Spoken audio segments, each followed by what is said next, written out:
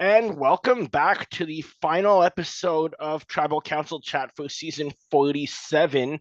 I am your host, Brett Parnell, and Kevin Olivier is going to be a guest tonight.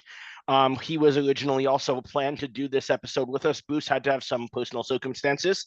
So Kevin and I will be doing this final recap of our fantasy draft ourselves, but looking forward to doing it. You excited for this, Kevin? Absolutely.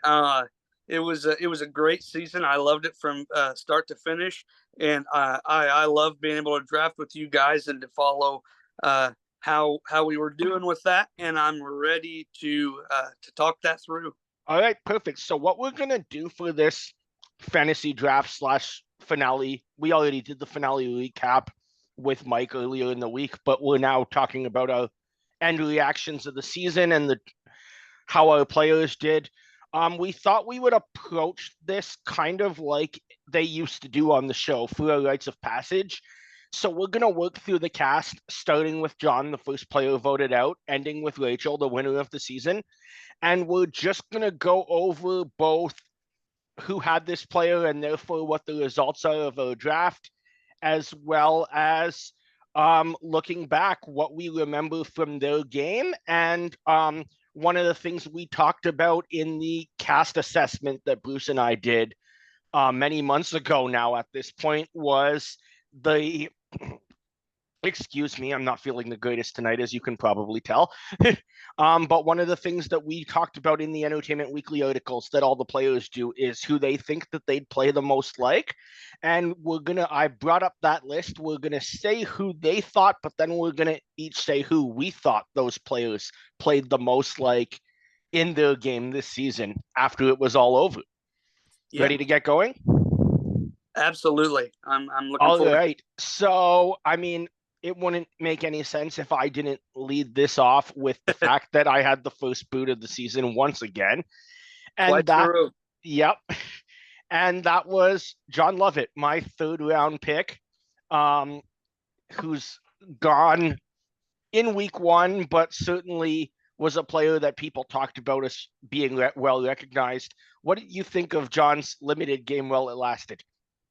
Yeah. So when I thought back to John's game, there was a very social element to it. He was a witty, smart guy who Yep. who knew how to get on people's good sides.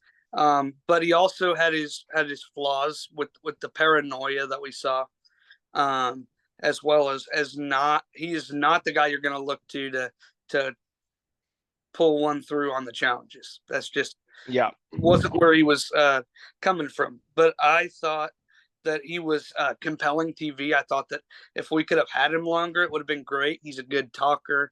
Yep. He was a really uh, he was kind of an enigma, if I'm being honest about it all. But sadly, we only got one episode of him Yeah. here, and I I thought he would have been a good asset to the season. I thought of something at least that I thought was funny. And I'm Canadian, so I could care less. But when I was coming up with this, unlike John's game, almost reminded me of John's political campaign this year as well. That it was gone too soon and didn't really get the chance to display its skills while being just outplayed by the rest of his tribe very early on. mm-hmm. But John said that he would play like another John, which is Jonathan Penner. Who do you think that John actually played like? Because I don't So think we would ever compare a legendary player like Penner to a first boot. no, it was. I don't think that there was much Penner to his game at all. No. Um, but because so when I was approaching this, first I looked at every player and I looked at like I wrote down some attributes about them, the things that we saw from the season, which I listed off for you, and then I came up with I went through all of the seasons and came up with some people to compare that to, and Okay. the one I landed on the most was actually Brandon Donlin from 45. Interesting. Yeah, I can see that. Yeah. What about you? I landed on a player from Cagayan, Cliff Robinson. Interesting. And the reason I went with that is John kind of came into the game well known and just never found his footing. Sure. Why with Brandon?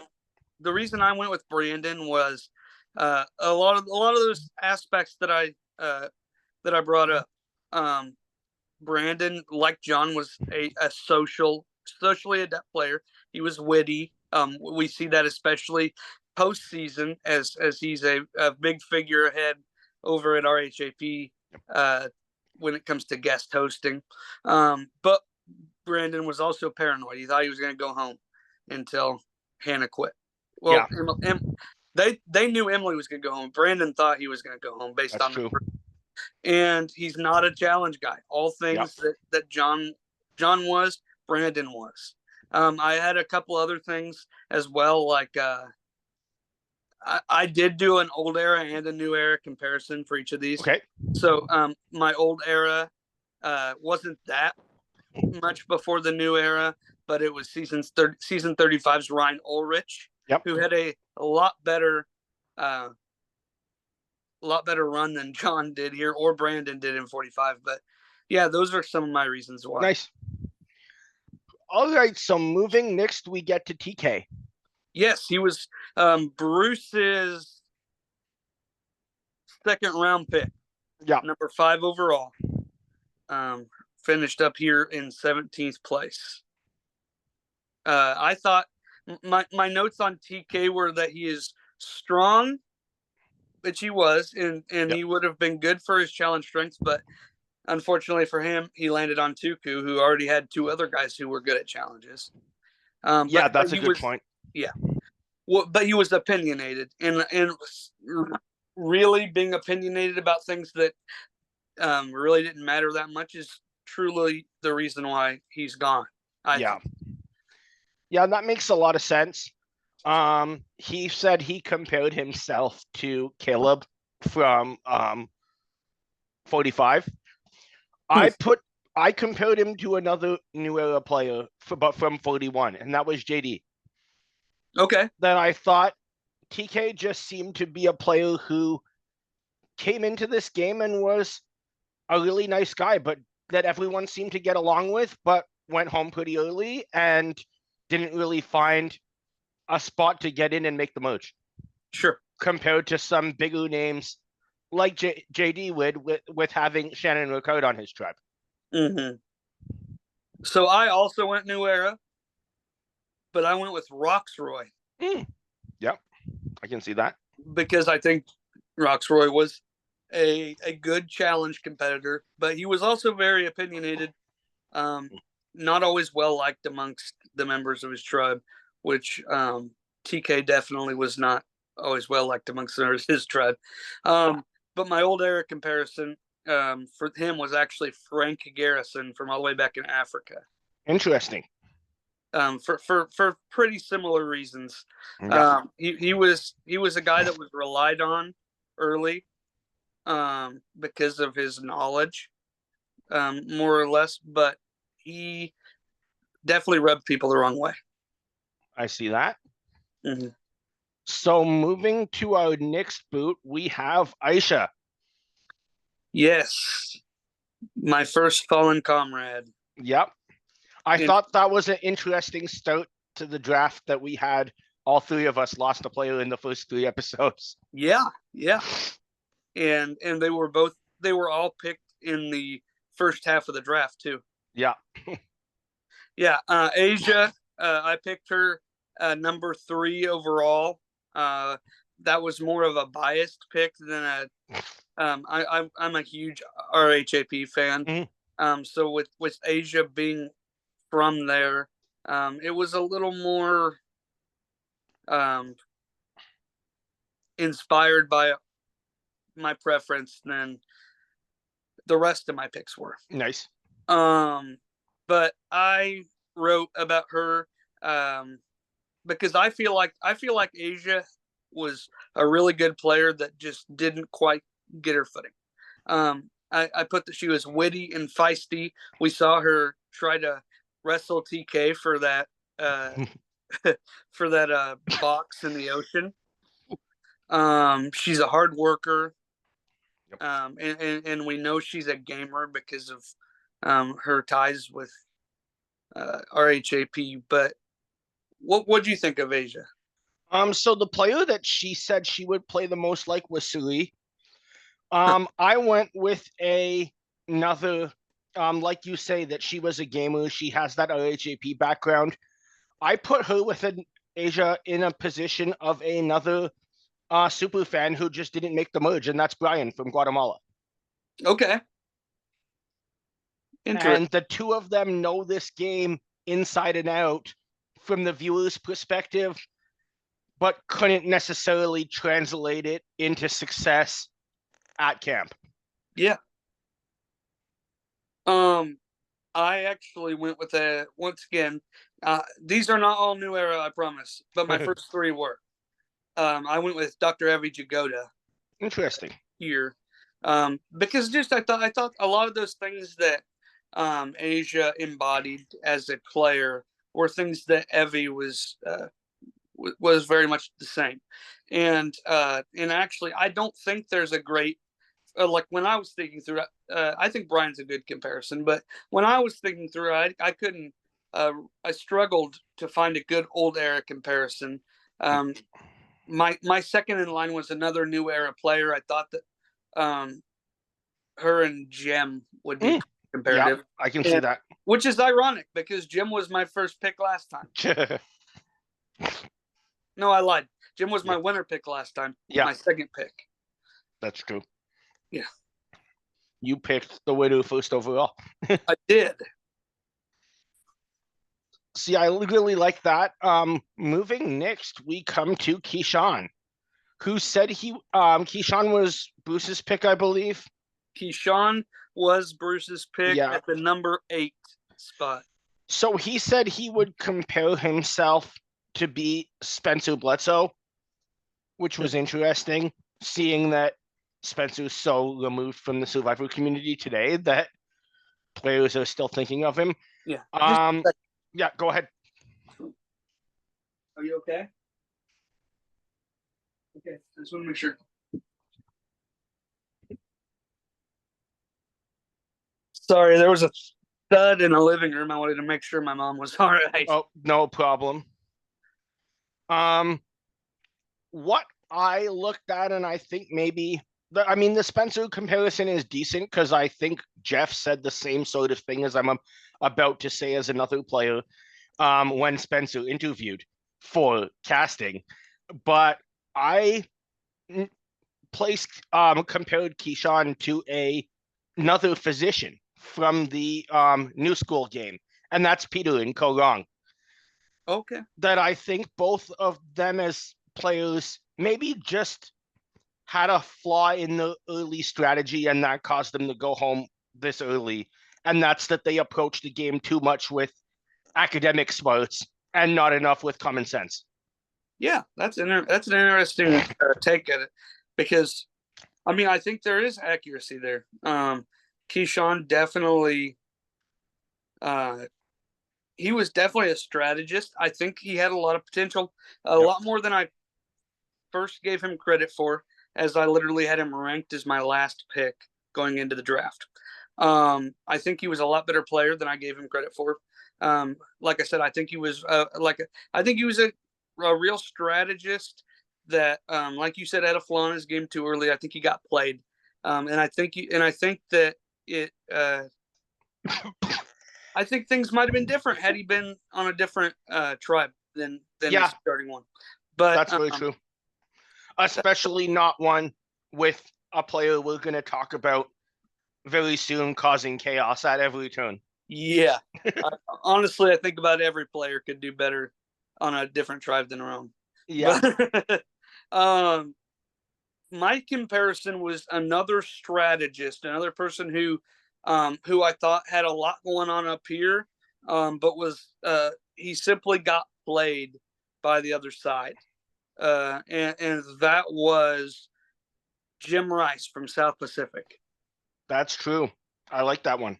Yeah, that's kind of where my mind went. I had a new era comparison to a strategist that got played by himself, and I thought that he had a lot of similarities with Matthew Grinstead Mail, who had to quit because he hurt himself. But Matthew wasn't in the game long enough to get played like we saw Keyshawn do and some other people do. But I think a lot of the similarities in the way they play were there. Makes sense. I like that. All right, so moving on next to one of my players, and this is Annika. Yeah. Now, I thought Annika played a very good game while she lasted. There was a few players I thought about trying to compare her to. I went with two of them that I wasn't quite sure from who happened to actually be from back-to-back seasons. Okay. Which we'll get into in a second. Now, Annika said let's put it this way. Annika set very high standards for herself because she said she was going to play like Sandra, Parvati, and Lucina. That is very difficult to do one of those, let alone all three. Especially considering two of them are on the Mount Rushmore of Survivor. Yeah. Yeah. Absolutely.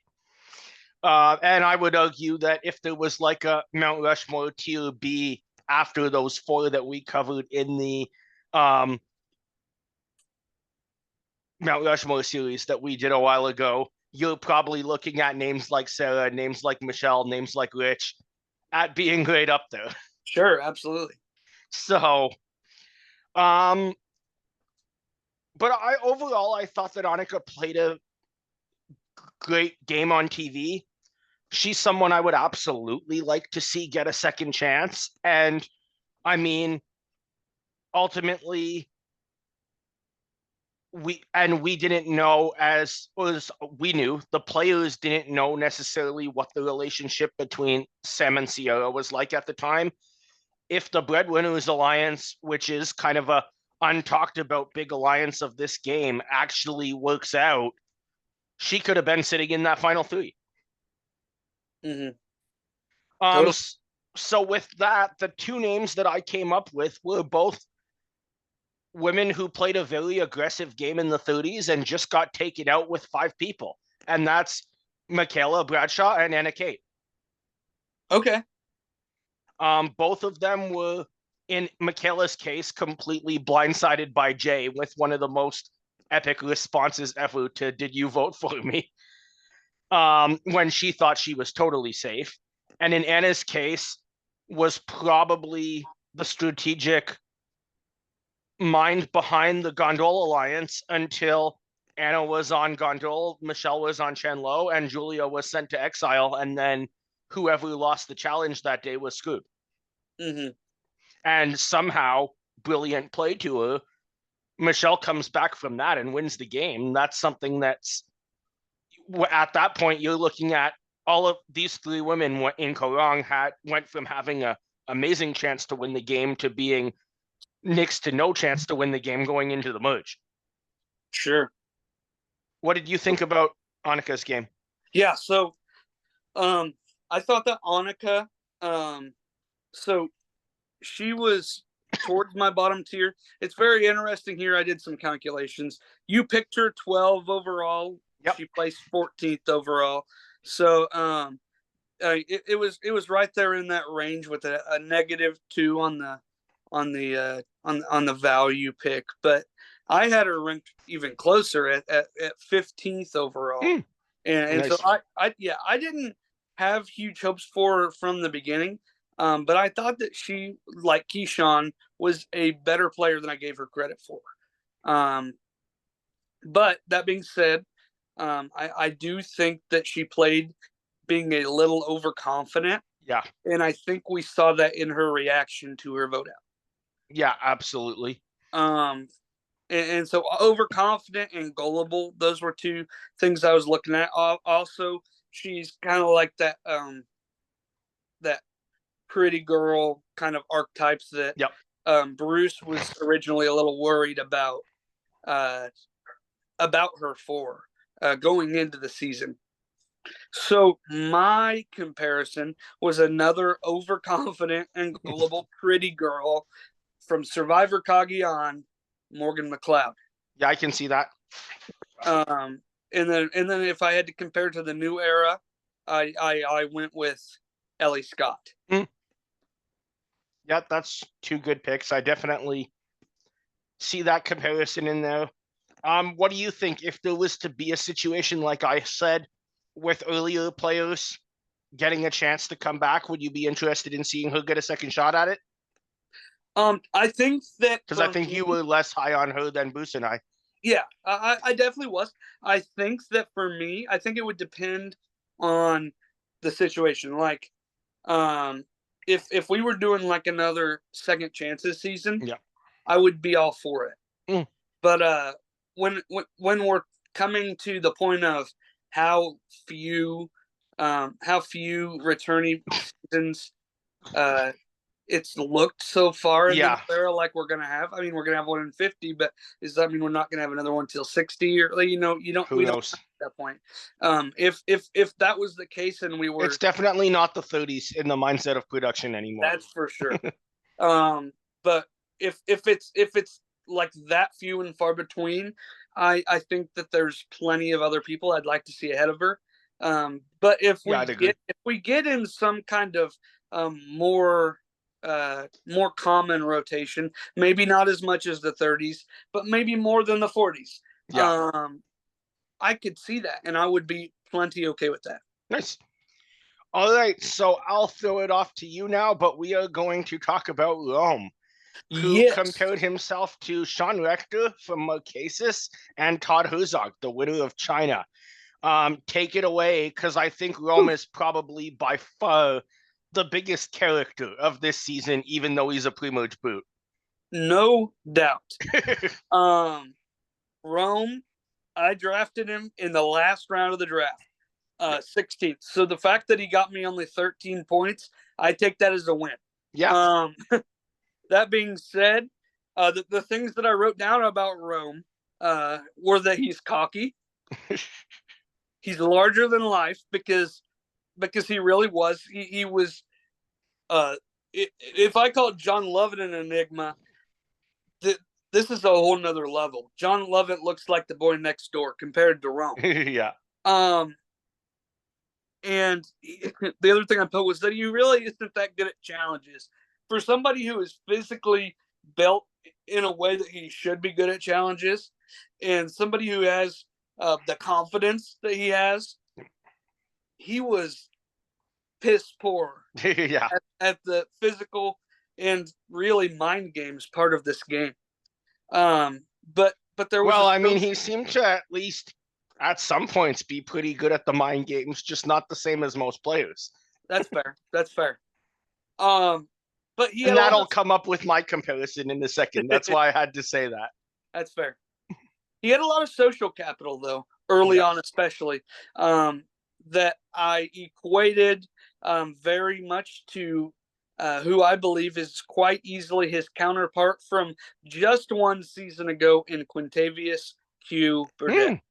Interesting. If I had to compare him to an old era, I actually wrote Johnny Fairplay. Interesting. Because both of those guys, overconfident, larger than life characters, and they overall really weren't that good at challenges. Yeah, I see both of those. Very true.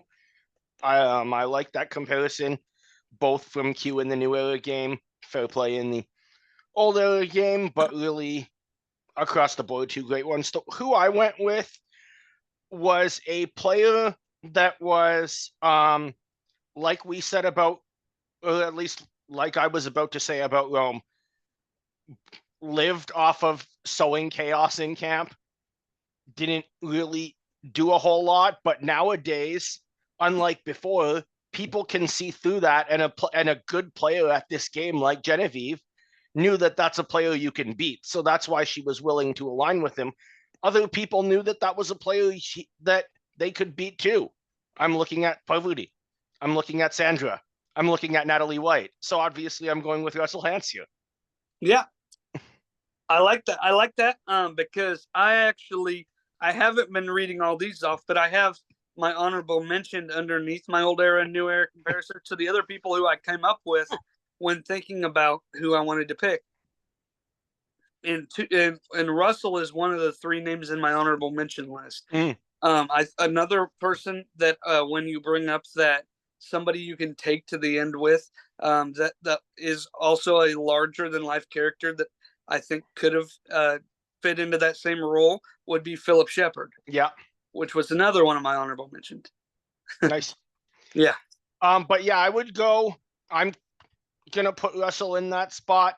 I think the reason that Rome didn't make the merge and didn't be that character that goes all the way to the end of the game, even if he doesn't win, is because Russell did it 15 years ago. Mm-hmm. And if that doesn't happen, maybe Rome is that person, but you can only have one Russell before people see right through it. Sure. You can have it multiple times, evidently. Yeah, you can. Though, I mean, it was back-to-back. The they didn't know who he was. Idea who he was or what he was about, yeah. As we see in the 22 cast, they just threw a challenge to send him out. and my grandma was very thrilled when that happened. I remember that. Yeah. I remember being thrilled as well. Back watching at university, having everybody angry at me because I was watching Survivor on the common room TV instead of the Leafs game. And I'm like, I'm a Senators fan. So that's fair. Plus, you're a big Rob fan, so that gave you even more reason to root against Russell this season. Yep, that's for sure. So moving on to Tiana, the last player that we see to go home right before the merge. She goes home, or I guess the jury, but Tiana goes home in this. She made the merge, but then they had that split where everything went wonky with the future winner of this season being saved by another player. Otherwise, we have a completely different game. Mm-hmm. I mean, who knows what would have happened, and that's probably like the biggest new era Survivor what if. What if Rachel goes home instead of Tiana? Because she would have. Everybody come out in the postseason and confirmed what everybody's suspicions were. Rachel was gone. Yeah. Had she not been given the choose your own advantage from Saul. Exactly. So this was an interesting one. Tiana surprised me with this article. She said that she would play like Parvati and Gabler, two entirely different names. I know she was on Bruce's team. I thought she was playing a very good game, maybe a bit too big of a personality around camp to really find that alliance. But what did you think of her game? Yeah, so like you said, Tiana was on Bruce's team. It was actually his first overall pick. Yep. I kind of scared him into making that pick. But I thought that she was super unlucky. You know, when we just talked about that. Choose your own advantage being her undoing. Yep. But the thing that I thought defined a lot of Tiana early on was this idea that she was kind of a free agent from the get-go. She was like flip-flopping. Yeah. We see that in the TK boot. We didn't even know where she was going to land up until the very minute that the votes were read. So for Tiana, this is one of two picks that I made out of my whole list that I decided to say I'm going to compare them to a player who's played multiple times and in one specific season. Okay. Because sometimes a player who's played 2, 3, 4 seasons won't obviously have the same relatable game every time unless you're Russell. But, and I'm not using Russell in this point. I put her in a position of Jerry in All-Stars. Okay. Where I said was a big character in the game and just got completely screwed by a twist. Okay, yeah. For me, I went with somebody who I thought did a lot of jumping back and forth. The comparison I made, the person that I compared her to went a lot farther than Tiana did in this instance. This is a multi-time player. I'm talking about her first time. And that's Sierra Easton. Interesting. Yeah. Yeah, that's a very good one. Yeah, that's kind of where I went. I struggled with a new era comparison. I ended up with Chanel Howell, but I'm not. Um, I didn't feel strongly about anybody as good as I felt about Sierra being the Fun one. story how you say that. I have met Chanel Howell at the Challenge viewing party in New York City. That's cool. Yeah, she was great to chat with. Oh, I'm sure she was, and she was great on the Challenge USA season too. Yeah. Yeah. All right, so moving into our jury, we're gonna start with Sierra, who was on my team. Oh no, Sierra was on Bruce's team. I picked Annika and Caroline back to back. Yeah. So she was on Bruce's team. I remember Bruce commenting on adding a doctor and nurse duo with Keyshawn and Sierra Yeah. onto his tribe. And he took her right before you took the Annika Caroline duo. Yeah. Mm-hmm. In my view on her game, um, great pre-merge game, really smart play with both, building that number one with Sam, but knowing how much rope to give Andy so that he's a safe vote, but that she's not revealing too much information to him as a less trustworthy player than Sam was. Once she hit the merge, she just, I mean, the numbers weren't in her advantage. What can you do sometimes? But see, then the reason I wanted to cover into this is that Sierra says that she would play like Stephanie LaGrossa. I said for Palau that's pretty accurate. Yeah. So I'm going to agree with Sierra for the first time of anyone on this cast and say, yeah, I would say Stephanie as well, specifically in Palau, not so much in Guatemala. That's fair. For me, my thoughts on Sierra kind of echoed yours. She had such early social dominance. Her agency in the pre-merge part of this game was incredible, and it really had you thinking that going into the merge, she was somebody who I thought could be a dark horse contender to take the whole thing. Yeah. And she kind of overplayed her hand, I believe, in the way that her and Sam navigated from a pre-merge to a post-merge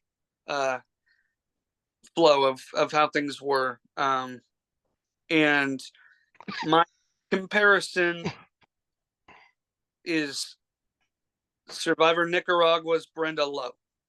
I see that. I like it. Yeah. I think that they had very similar journeys. They were both very prevalent early in the game, both clocked as major threats towards the beginning of the post-merge in both of their games. And unfortunately, that led to Sierra being the mayor of Ponderosa here. Yep. My new era comparison was Franny Marin. Nice. Who I believe you can make a similar argument to both of the people, Sierra and Brenda Lowe there. Yeah, absolutely. All right, so moving on, we have Saul, who was on Bruce's team. Saul started really off the game working with Teeny, but the big storyline we got is the battle between him and Rome, and how Saul was playing the better game while Rome was just being a complete jackass with him the entire time. What did you think about Saul's game? Yeah, so Saul... And I'll just, before you go, throw out that Saul said he would play like Gabler and Tyson before the game started. Which was very interesting because I don't see either of those here. No, I don't either. So Saul, he went really low in our draft. Yeah. He was the second to last pick. And the last pick is coming up, who I got last pick and at this late in the game. So I was pretty happy with that. Yeah, as you should have been. Not as good as your last pick, but yeah, that's true. With Ben last year, yeah. Yeah. So what I have here, Saul was, this was a great pick for Bruce here. Yeah. If you're looking at at draft placement comparative to finish placement, he's got one of the highest value for draft pick spots. Absolutely. Sorry, that's just me crunching numbers, which I do sometimes. Anyway, I thought Saul was an incredible person. I really regret taking Rome over Saul, not only because of placement, but because I like Saul a lot better. Yeah. Saul was I described him as strong and calm, and boy, let me tell you, he is a showstopper. The minute that he came out in that vest, I was in a bar in Chicago at the Bryson Wynn View party for that. The crowd went nuts. Nice. Oh my gosh. And so he is incredible. I remember watching the first episode of the season where Lavo finished forever in front of the other two. It was when they were in those boats. Yeah. And everybody but Lavo was falling. And Saul's getting off on these barges and literally manhandling these crates onto the boat by himself. And I was so impressed with his physical game. I didn't expect that. That being said, I compared him to another season 46 competitor in Hunter Knight. I see that. And I thought both of them are very strong, but also very calm presences. They're somebody who's good, like a good vibe to be around. They're not going to raise up the stress levels or anything. They're just going to be a good, solid person to be around. And similarly, my person from pre-New Era that I compared him to was Sebastian Noel of Ghost Island. Yeah, that's who I had. Really? Yeah. So we have a match. That's crazy. But no, I really like both of those. I agree. His calm presence and just Saul was the complete opposite of Roman, was able to outlast him in the game, which was great to see. Yeah, absolutely. I thought Saul was a great spot for the season. I find it very interesting once I hear everybody talking back, especially Jeff Probst. He talked about Saul and how he was a lot more loud and extroverted, like when he was going through the casting process, and they were kind of surprised with what they got out of Saul, and I think that's a very interesting observation. And I don't think it's because Saul was trying to be somebody that he wasn't. I think it was showing Saul's adaptability and his ability to see that he was on a tribe with somebody who was really loud and really over the top, and so he was going to be that presence that was so desperately needed in the Lavo camp. Mm-hmm. Very true. All right, so we talked about Bruce having a excellent return on investment with Saul here, getting 2 points better for 1 place further in the game and 1 place later in the draft. As late as you can go is where here I have Gabe. Yeah. And go ahead. I was very impressed with this pick personally coming into the end when we had like I took at that point Caroline and Annika.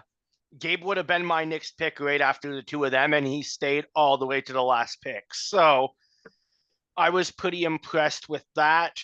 I thought Gabe played a very good game, really very well-rounded. He was good physically. Everyone seemed to like him. Sorry, this is a ton of talking when you've been having an asthma attack for the last couple of days. Sure. You're good. Yeah, thanks. And the only interesting thing is Gabe didn't want to give us that much to talk about because the player that he said he would play like is himself, which I mean is smart strategically to do because you don't want to come into the game just trying to copy someone else's game. That's smart in casting to say, I don't know if that's the best to say to an interview for fans to watch because, I mean, we don't know you yet. Sure. But the player that I came up with goes all the way, and it's one of two of my players that from season 47 go all the way back to season 1 in the South China Sea, and that's Jervis. I Okay. thought Gabe was a player that stayed far in the game. Everyone really seemed to like him, and once the numbers just weren't on his side, the tribe sent him home at about the spot they planned to. Sure. Yeah. Yeah, I like that comparison. My thing with Gabe is I also like I had this guy really low. Mm. I listened to a lot of the preseason interviews with Mike Bloom that they do and everything. Yep. And he just made me really nervous. And so I had him ranked in my personal ranking 17 out of 18. Like we said, he went 18. He finished 9th. So from that 18 to 9, I mean, you doubled your value, and you didn't even have to pick him. You just let us give him to you. So well done, Brett. Thanks. or bad job, Kevin and Bruce. I don't really know which. But when I think about Gabe, some of the things were one of these distinctions I had was something that I heard a lot in postseason press, and it was something that Gabe actually said it contributed to his undoing, in that he was this funny, happy-go-lucky guy at camp, and then he would make these really inquisitive, really serious statements at Tribal. Mm. And it made people feel like, so who is this guy? Is he the guy I know from camp, or is he the guy I know from Tribal? Yeah. And so I just wrote bipolar as one of the things. I felt like he was an ultimate strategist. Yeah. And he was kind of the head of camp. And we see that play out as he was kind of the head of the jury in the final Tribal here. Yeah. I saw that. My comparison goes to somebody who I believe was a strategist, somebody who went out in similar places both times he played, and not that far off from where Gabe did. Was definitely the head of. He kind of commanded the presence of the room wherever he was, and that was Andrew Savage. I like that one. Yeah.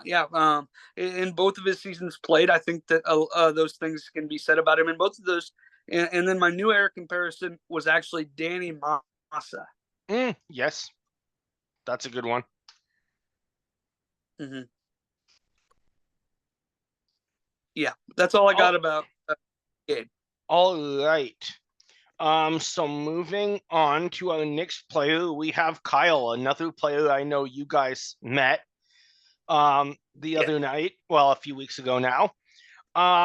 Kyle, first of all, whose team was he on? You would have the notes. Yours. Mine. Okay, so take it away.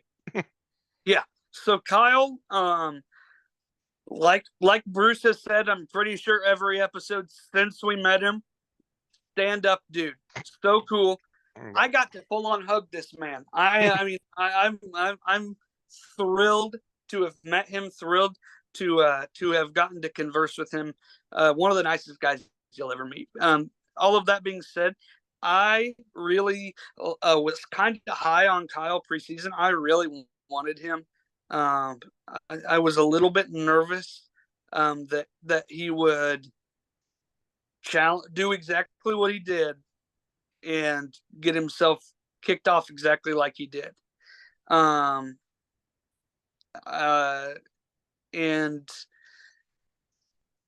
that is that he was a challenge beast. He was extremely likable. He had an incredible story should he get to the jury.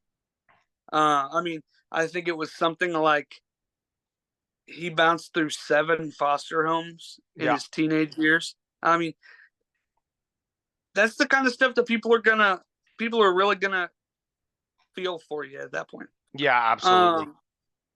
major jury threat at the end. My comparison that I ended up landing on was my favorite non-winner of all time. Oh, wow. Yes. From Survivor San Juan del Sur, the late, great Keith Nail. Nice. Yeah, I like that. I thought, I mean, Keith was kind of a low-key challenge beast. Maybe not, obviously, like he wasn't on the same level as Kyle by any means, but he held his own pretty much every time. But even more so, he was incredibly likable. Mm-hmm.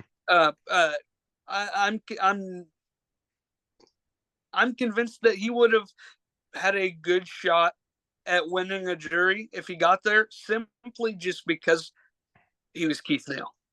Yeah. And I feel that way with Kyle too. And the new era comparison I had, another person that I feel that way with was Caleb Geberwald from Survivor 45. Yeah. Those are both great picks. I think you've converted me on the Keith topic. I totally forgot about Keith in that spot, but the name that I came up with was another player who was just maybe was that physical threat. I mean, we know was that physical threat, but was once he lost just had to go, and that's Joe Anglem. Yeah, I definitely thought about Joe. The reason he didn't make my list was definitely because of the maybe the likability and the great story side of things. But yeah. A challenge threat that once he was gone, once he didn't win, he had to go. I completely co-sign that. Nice. All right, so moving on to our next player. We have Caroline, a player who was on my team, but that Bruce was convinced was going to win the game for much of it. Fell to being the victim of Operation Italy, one of the best moves we've seen of the new era. Definitely up there in historic Survivor strategy of all time. Absolutely. And I would say the best episode of the new era was the episode that Caroline went home. I'm not sure if you remember that episode that when Bruce and I talked about Operation Italy. Oh no, you guys talked about it, but I gave a bit of some feedback on this move when I came back from vacation because I'm like, I can't not mention that once I get back on and just have it as if everything went by. I have to bring it up for a couple minutes. Sure. And there was a moment in that segment where I said that this is the best episode of Survivor since another episode of Survivor called This is Extortion in Winners at War. And that's why Caroline is getting my first winner comparison, and that's Sophie Clark in Winners at War.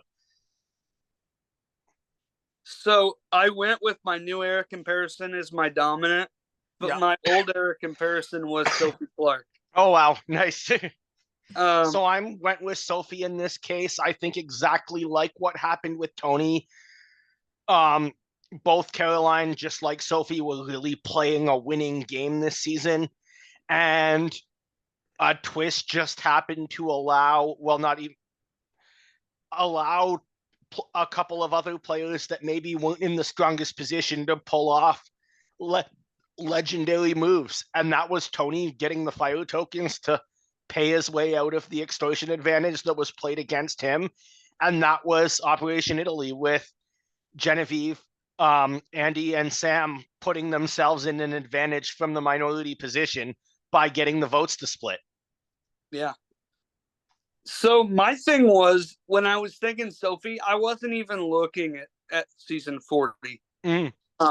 Because Caroline, to me, she was definitely an understated player in this game. She was quiet but cunning. That was kind of what I think defined her game in a way. And I feel like for the majority of South Pacific, that was the game that Sophie was playing. You know, like her big move was that she didn't make a big move. True. And that's kind of the game that I believe Caroline would have gone to the end with. had she got there. I don't know what big move was in store, because I think she was really going to go to the Final Four with the 4 women, and I don't think that there's, that much to hang your hat on. Yeah, at that. absolutely. But the comparison I end up going with, another was my new era comparison. Quiet but cunning player that suffered a fate that didn't end as well as Caroline's. It was not as early, but it was actually the mayor of Ponderosa of season 43, Janine Zhang. I like that. Yeah. I thought that she also played a very understated game, quiet but cunning, somebody that could have made something happen had she gotten further. She had an idol. Mm-hmm. Janine did. So who knows what would have happened if she hadn't kind of gotten thrown to the wolves there towards the beginning of the post-merge. But yeah, that's where I landed. All right, that's a great point. I really like that as well. So that makes us moving into part 1 of the finale, where I have my second winner comparison. I actually have quite a few players this season that I compared to winners. So overall, that tells you how strong the cast was. Oh yeah, absolutely. This is a great cast. Yeah. And this player was Andy. Andy started out in a bad spot. He was ill after the first challenge, managed to survive at the expense of his ally, John. And he reinvigorates himself back into that tribe and ends up working with Sam and Sierra and makes the merge and plays both sides and pulls off that big move and gets into the finale when he could have just as easily been voted off first. Mm-hmm. Andy in the article compared himself to Yule. I would not go with that at all. I think Andy was a very disorganized player who managed to get himself to the end. Yule was probably one of the most intelligent players to get to the end. Sure. So I went with another winner in this case, but my Andy comparison is Fabio from Nickelodeon. Fabio. Interesting. Wow. What was your thoughts on his game? Yeah, so Andy, he was on my team. He was my second pick overall. Fourth overall in the draft. Yep. Another I knew of his super fan status. I felt really good about what could be for his game. I did not feel that good after episode 1. I felt really good after about episode 6 or 7, and really, really good on the week that I filled in for you, Operation Italy, and see how that turned out. As my curse, as Bruce relayed to you on the podcast, held true. That being said, I would describe Andy as an erratic and anxious player, but one that's so fun to watch. Yeah. And he ended up being a strategic mastermind. Yep. Behind Operation Italy, but overall, I couldn't get past this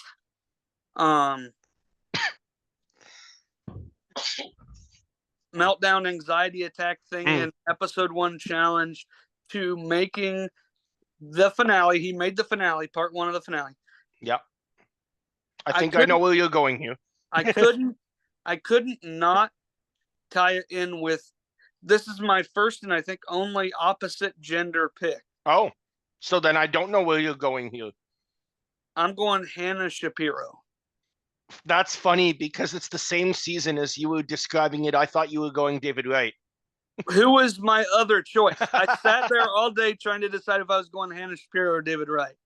That's funny. But no, that's a really good pick.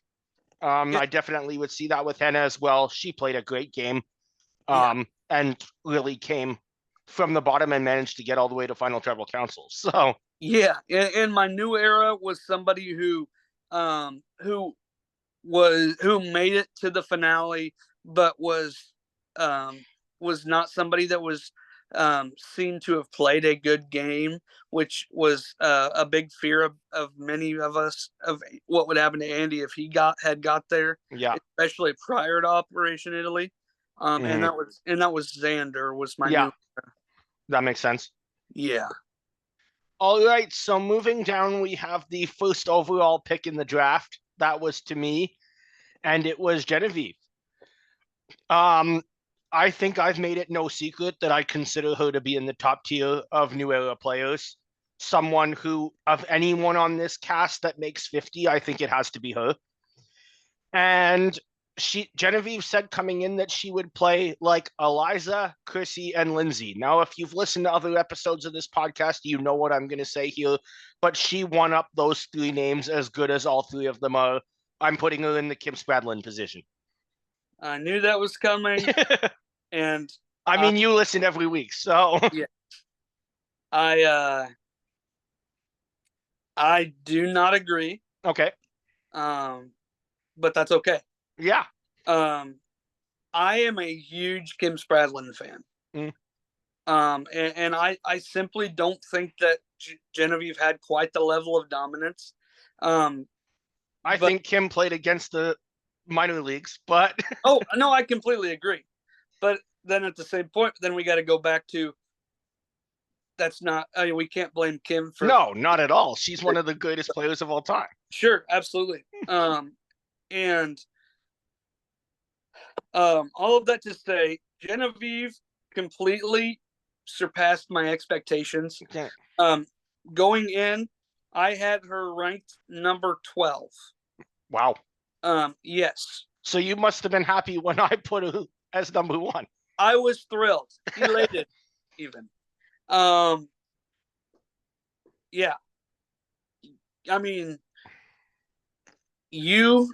by drafting her number 1, you can't ask for much better than you could ask for number 1, but number 5 is nothing to sneeze at. Not at all. I mean, when we're looking at the numbers, it was a -4 when we're looking at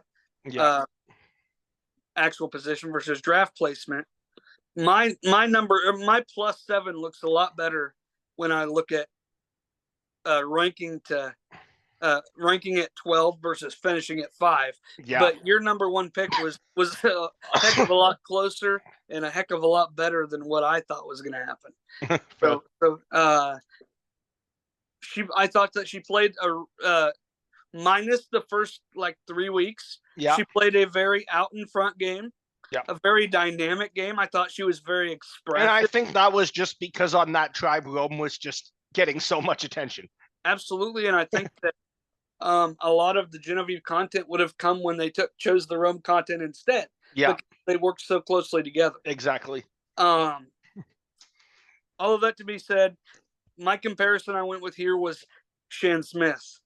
Interesting. I like that. Because, another person who played a dynamic front game. Yeah. Was expressive. My old era comparison was Kelly Wentworth, actually. I like that too. But yeah, Shan is where I if Bruce was here, he'd certainly like that comparison. Oh, I'm sure he would. All right. So moving next, getting into the final 4. I don't know about you. I have 2 winner comparisons and 2 non-winner comparisons left. So half and half. I have 1 winner comparison. So next we have Teeny. I believe Teeny was on your team, if I'm not mistaken. Teeny was on my team. So take it away. You have, looking down here, you have 2 players to make the final 4. I have 1 and Bruce has 1. And your 2 did better than my 2 did. You and Bruce's 2 did better than my 2 did. But I love Teeny. I honestly, I got her at pick 10, which was the backswing round 4 for me. But she's a player that I would have been easily content with taking in round 1. Simply, I thought that I could get her later, which was a correct read on my part. But she was a player who played with her emotions. Yeah. More so than anybody seen in a long time, probably.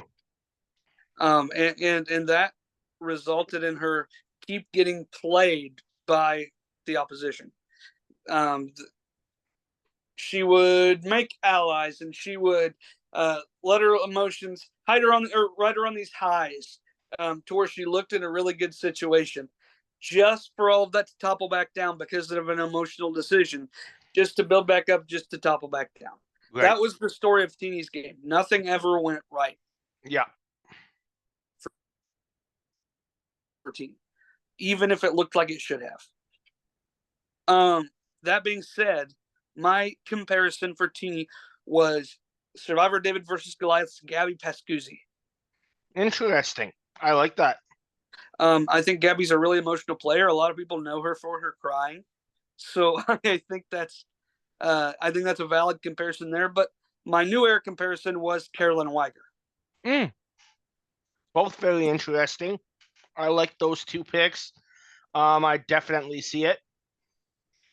What I went with was going back a bit to old school Survivor, and that was from Survivor. And this is not so much Teeny's whole game, but really Teeny's performance in the finale, notably.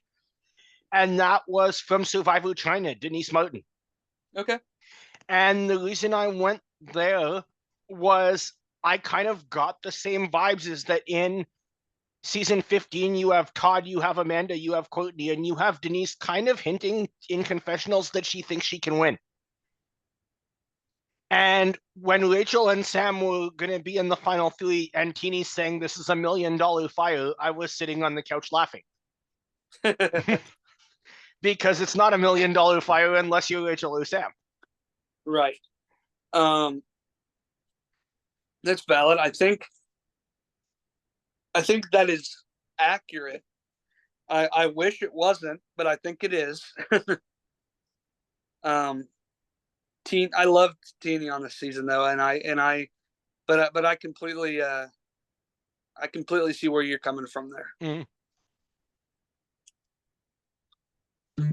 Yeah. All right.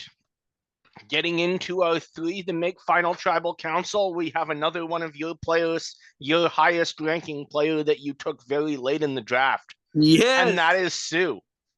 Sue very was my good pick here. Overall 15th pick in the draft. The last pick of the 5th round.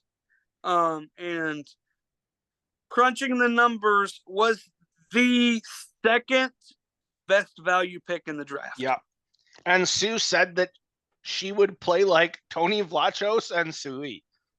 Bruce and I still don't know how those two work out together, but they don't. No. Very messy. Very messy. That's how it works out. So for me, when I think about Sue, I think about she was loyal to a fault, I would argue, to a fault.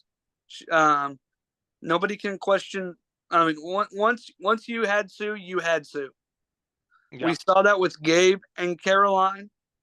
And when they were gone, we saw that with Rachel. And Sue talks about how loyal she was.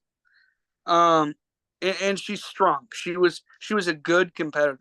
Yeah. But the person that I went with, both my old era and new era comparison, I looked more at this loyal to a fault thing than the strong part. But I went by way of old era here. Survivor Palau, Karen Brodel. Interesting. Yeah, I can see that. She was loyal to a fault to Tom Westman. Yes. And that ended up being the end of her game.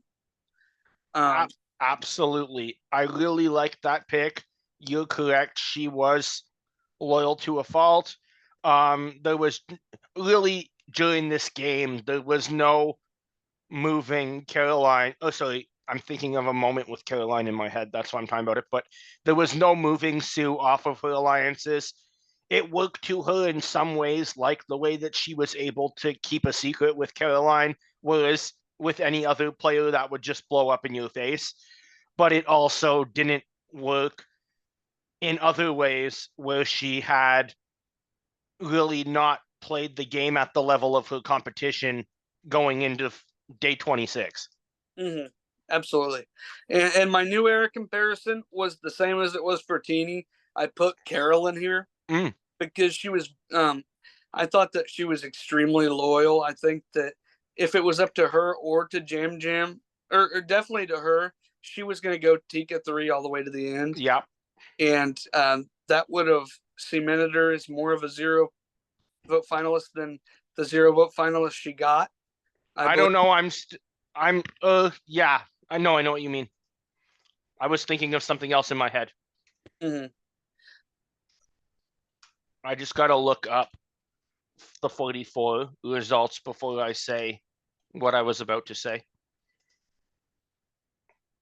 It was 7-1. Yeah, Heidi got in. Favor. That makes Heidi's sense. Single vote going to Danny, or Yeah. from Danny. Yeah. Yeah, that's exactly correct. I can't agree more.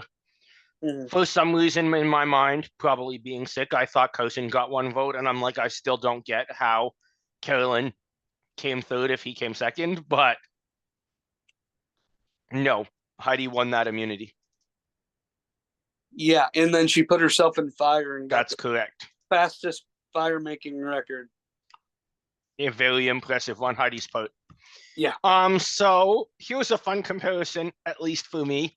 I told you that I had multiple players from the original season of Survivor, and I said Sue played like Sue. And same sort of thing. Kelly was playing the game. Sue was just loyal to the Toggy 4, only to get beat by Richard the second that there was nobody, the second that she was expendable to him. And that cost her game in the end, whereas maybe if in today's day and age, Sue, Kelly, and Shauna getting rid of Rich and Rudy at 5.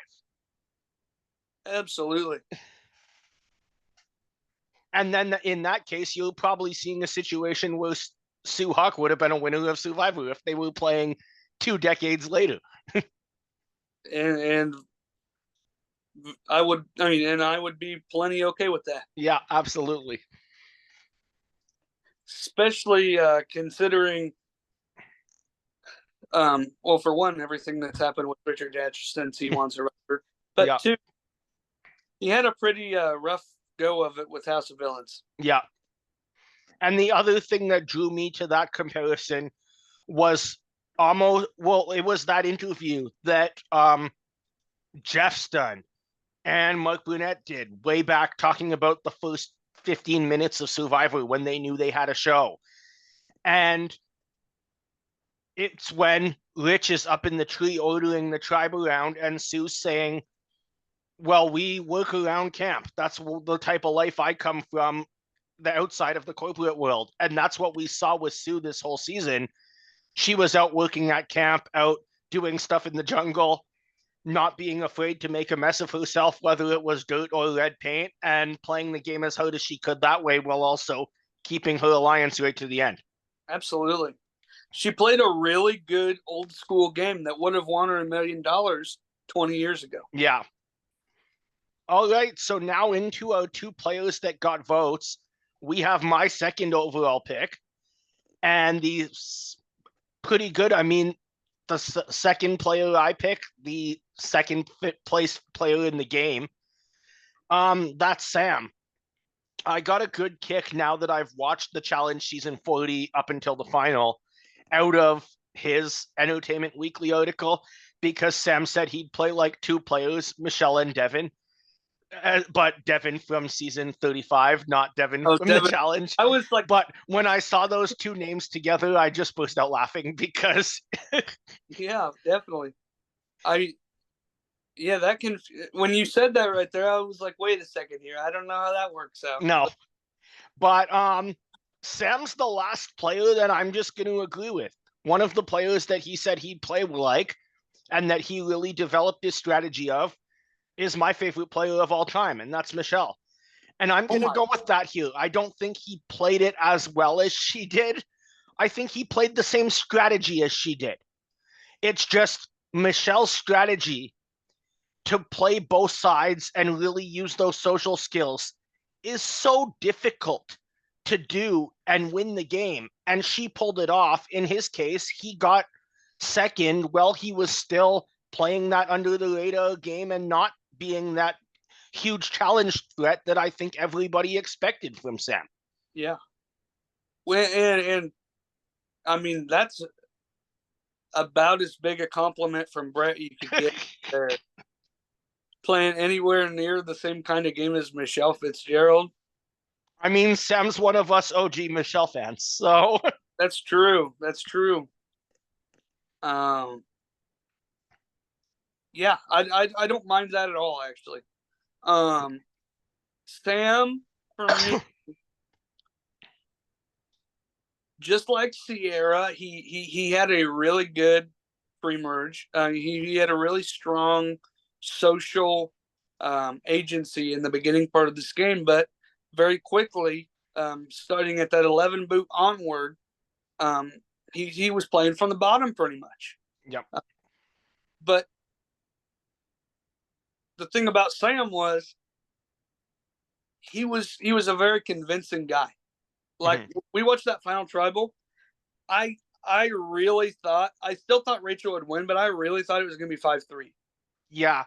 The thing I said, and you might have heard this on our past episode, but was when I was listening to Final Tribal Council, I just said to everyone I was watching with, Sam is winning at Final Tribal Council, but is he doing enough to make up the fact that Rachel was so far ahead over the course of the game? Yeah, absolutely. And that he did not do, but that was going to always be an extremely difficult task to do. Totally. I think that Sam really brought it at Final Tribal. Yeah. And it was great. But another thing about Sam is he's great in confessionals. I thought that he did a great job all season long there. Anyway, those things I say about Sam lead me to my comparison, which just like you, I'm not saying that this person played as well as, or that Sam played as well as this person did, but it's still the comparison I'm going to make. And that's going to be to one Malcolm Freeberg. Nice. That's the person that I thought that Malcolm Freeberg, he also had a great start to his game, though Matt Singh is one of the worst tribes in history. Yes, his place on the tribe was never in question because of he was just the top dog, really. And but once there was no more Matt Singh, he was kind of playing from the bottom. And he's a person who I think would have had a very compelling story at Final Tribal had he made it there. Yeah, very true. And Sam was a person who had a way more compelling story at Final Tribal than I thought he would have had. But he did it, and I was very impressed, even though he didn't win. My new era comparison was somebody who I'm not really sold on a new era comparison. Fair enough. I wrote somebody, but the more I think about it, the more I disagree. Fair. I put Owen because they had a similar like being on the bottom kind of thing going.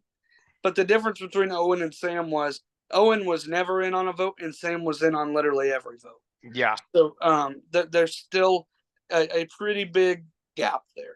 Fair. I like that too. Yeah. All right. So for those of you who don't have the mathematical skills of some sort of genius, we're getting to a final player. Kevin won the fantasy pool. I was 5 points back. Bruce came third, but he had a winner, and that's Rachel Lamont. Yeah. Once again, like you said, I won.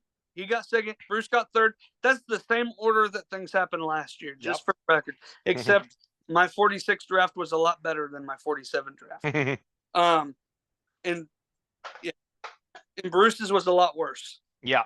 But he had the winner, so yes, he had. That's got to be worth something. He had the winner, and I love Rachel. I'm going to take a minute here to get on a little soapbox. Something that me and Bruce have been arguing about the better part of a week. is who do we call the best player of the new era? And Bruce is still very high on D. I have made my way onto Twitter, Threads, and Blue Sky to make my point known that I believe Rachel is the best player of the new era.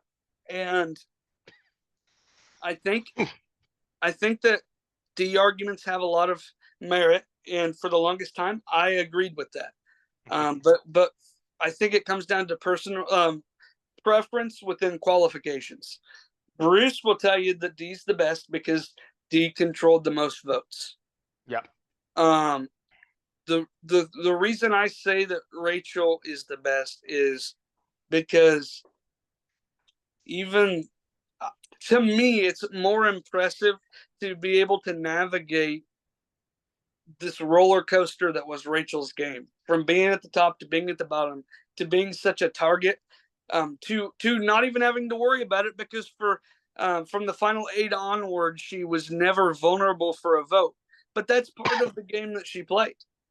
And I think that to where D was always up here and where Rachel was like this, I think this is a lot harder game to play than this game. Yeah, absolutely. And so that's my biggest reason. I just needed to get a chance to speak that real quick. And I really have no position on this debate. I haven't made up my mind yet, but I always like hearing what the two of you have to say about it. That's valid. Actually, I just listened to a podcast today on our half where Dominic Abate came on and defended a position that he holds or that he held on Twitter, saying that Rachel was the best player of all time. Oh, wow. He made that before the week between finale part 1 and 2. He said if Rachel wins, he will go down as the greatest player of all time. And that is a little high for me, but yeah. And then he said, I think Rachel in my winner rankings would be somewhere right in the middle, but that's fair. I haven't sat down and masked out that in my own way, but he said he would go on RHAP and defend this, which he did. And I don't think that he's even convinced of that anymore. So the truth of the matter is he was biased coming in because he's friends with Rachel outside of but he thinks she's the best player of the new era for sure. And so Rachel said she would play like Omar and Kellen. Who do you have her playing like? Okay, this was my one winner. Okay. I have a winner here too. Rachel was a challenge beast in one way, but the thing I liked about Rachel's game was that she played her game. Mm-hmm. It wasn't the game that she thought she was going to play. She has said multiple times in Exit Press that this was not at all the game she thought she was going to play, but she was able to adapt and overcome and play the game that she had to play. I went with Denise Stapley. Interesting. Yeah, that's a very good one. Denise certainly, like Rachel, had to adapt through different points of the game, especially like you just said about Malcolm coming from Matt Singh. That can never be easy. Who I went with was another player specifically in the winning game who I thought, like her, didn't really come in as a challenge beast, but ended up winning immunities. And that we thought might be a quieter player, but ended up making decisions. And a player who was able to, like we saw Rachel at the end, finding out that she was a target through spying on the other players and then using that to her advantage and really working the camp. I went with Cochran here. Okay. I like that. I think he was in that spot where if you watch Cochran in South Pacific, you think there's zero chance that this guy will ever win the game. Yeah. But his game in Karamoan is night and day. Absolutely. They are very different, like you said. But Cochran, he's so fun. Yeah. and I really love Cochran's game, and I love that you made that comparison. My new era comparison was going to be Lindsay Delashaway. Nice. By the way, but yeah, I like Cochran as a pick, which that's kind of ironic. I said Denise, you said Cochran. They were back-to-back season winners. That's right. All right. Well, that was a great episode. Yes. Wraps up our 47 coverage. Congratulations on your second title in a row. Thank you. We'll probably be back drafting for 48 in a few weeks now. I mean, we're at this point 6 weeks away from the season starting pretty much. Yeah. So this offseason is going to fly by.